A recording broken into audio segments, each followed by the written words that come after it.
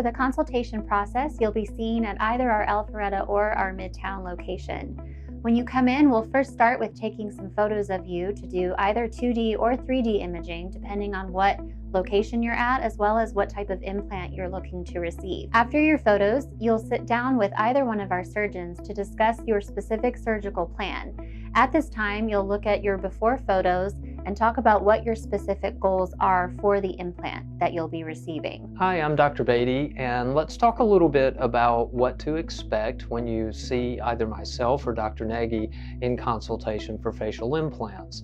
Now, facial implants can do a tremendous amount for us as far as altering facial shape or improving asymmetries that you may have.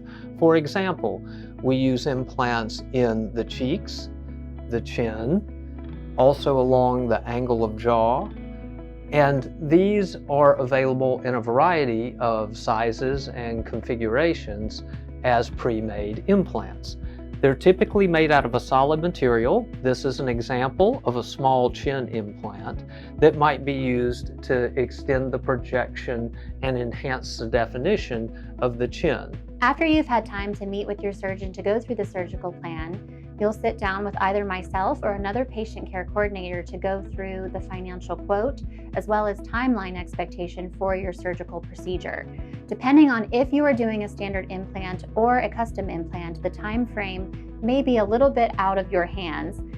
The custom implant cycle takes about a 12-week lead time, so in planning your consultation, just keep that in mind. We use standard implants a lot, specifically for the chin and the cheek, but custom implants are an option. Once you're finished meeting with myself or the other patient care coordinators, we'll look at the timeline in mind and we will reach back out to you with some availability for our surgeons and the surgical center. If you're choosing to do a custom implant, we will also send you out to do some CT imaging that will be sent back to our office for specific planning. Once we have a date in mind, then we go ahead and get you through the scheduling process.